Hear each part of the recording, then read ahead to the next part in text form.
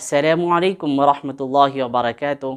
استقبال ہے ہمارے یوٹیوب چینل صوت السعادہ آفیشیل میں۔ امید کے تمام ناظرین و سامعین بخیر و عافیت ہوں گے۔ اس وقت میں آپ تمام احباب کے سامنے جو چیز ہم پیش کرنے جا رہے ہیں، جیسا کہ ہم دنیا کے اندر جن احباب سے ملنا جلنا ہوتا ہے، اس کے بعد جو خیر خیریت معلوم کی جاتی ہیں، تو کوئی کاروبار کے نہ چلنے کے سلسلے میں شکایتیں تکلیفیں بتاتے ہیں، تو کوئی اپنی جاب اور کوئی اپنی روزی روٹی کے لائن سے اپنے حالات ہم سے بتاتے ہیں۔ تو اس موقع پہ ہم نبی علیہ الصلوۃ والسلام کے زمانے کا ایک ایسا واقعہ جو نبی کریم صلی اللہ علیہ وسلم نے اپنے زبان مبارک سے صحابہ کو بتایا، جس کے اندر نبی علیہ الصلوۃ والسلام نے ان تمام پریشانیوں کا حل بتا دیا۔ اگر کوئی آدمی کامیاب ہونا چاہتا ہے، اور کون ایسا آدمی ہے جو کامیاب نہیں ہونا چاہتا، روزی روٹی کے لائن سے اگر کوئی کامیابی حاصل کرنا چاہ رہا ہے، اسی طریقے سے کوئی پروموشن چاہ رہا ہے جاب کے اندر، اسی طریقے سے کوئی کاروبار کے اندر آگے بڑھنا چاہتا ہے، کامیابی حاصل کرنا چاہتا ہے، سکسیس ہونا چاہتا ہے، تو ایسے تمام لوگوں کے لیے یہ بات اور جو نبی علیہ الصلوۃ والسلام نے جو واقعہ صحابہ کو بتایا ہے، یہ بہت ہی آسان اور بہت مجرب ہیں۔ آج کے اس زمانے کے اندر بہت ہی کم لوگ یہ چیز کر رہے ہیں، جس کی وجہ سے روزی روٹی کے اندر سے خیر و برکت کا چلے جانا، کامیابیوں کا نہ ملنا، اور جابوں کے اندر جو ہے نا تکلیف اور آگے نہ بڑھنا، کامیابی کا نہ ملنا، یہ ساری چیزیں اسی میں داخل ہیں۔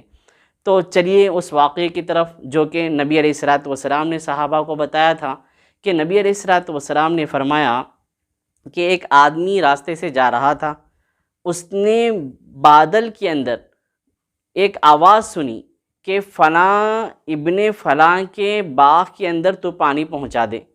وہ بادل وہاں سے جو ہے نا ہلتا جھلتا جو ہے نا ہواؤں کے ذریعے چلنا شروع کر دیا۔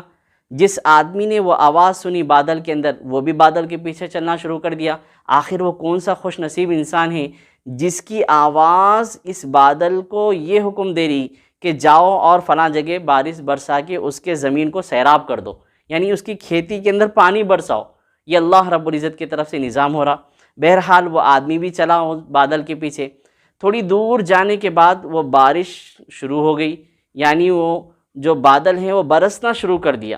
اس کے بعد پھر وہاں سے ایک جگہ پانی جمع ہو کر اس کے کھیت کی طرف جانا شروع ہو گیا۔ جب یہ آدمی اس کھیت کے طرف جانا شروع کیا تو کیا دیکھتا ہے کہ ایک آدمی وہاں پہ انتظار کر رہا ہے پانی کا، اور اس پانی کو اٹھا کر اپنے کھیت کے اندر ڈال رہا۔ تو جیسے اس نے یہ سارا معاملہ دیکھا تو اس نے کہا کہ اے بندہ خدا، یعنی اے اللہ کے بندے، تو اپنا نام بتا، اپنا نام بتا۔ تو بولا بھائی میں آپ کو جانتا نہیں کرتا نہیں، میرا نام آپ کو کیوں بتاؤں، میں کیا ضرورت ہے میرے نام سے؟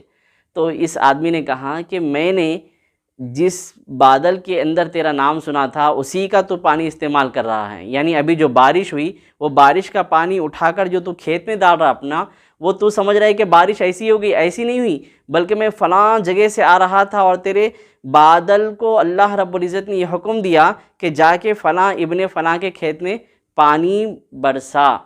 لہٰذا جب سے میں نے اس آواز کو سنا ہے، اس بادل کے پیچھے سے میں تیرا سفر کرتے ہوئے آ رہا ہوں۔ اب یہ بادل یہاں پہ برسا تو مجھے تعجب ہوا، اور تیرا یہ کون سا عمل ہے جس کی وجہ سے اللہ رب العزت بادلوں کو حکم دے رہے ہیں کہ فلاں کے کھیت کے اندر جا کے برسو، اس کے کھیت کو پانی پہنچاؤ۔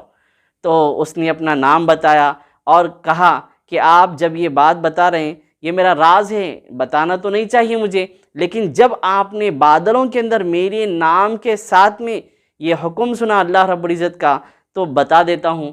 میں کچھ نہیں کرتا، صرف ایک کام کرتا ہوں، اور وہ یہ کیا کہ جو بھی اس اناج وغیرہ اس کھیتی سے مجھے ملتا ہے، اس کے 3 حصے بناتا ہوں۔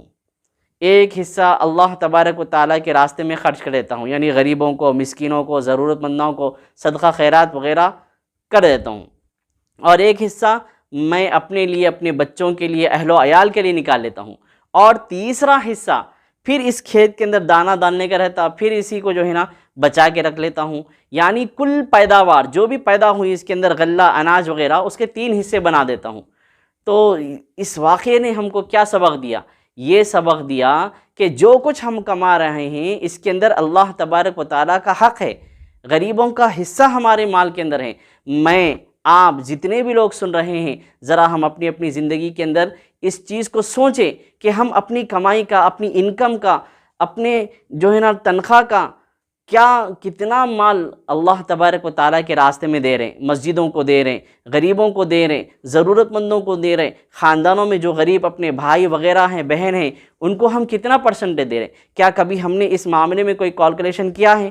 کوئی جو ہے نا حساب کتاب کر کے اللہ تبارک و تعالیٰ کے راستے کے اندر تہائی حصہ خرچ کرنے کی کوشش کی ہے؟ اگر ایسا ہے تو بہت بڑے خوش نصیب ہیں ہم۔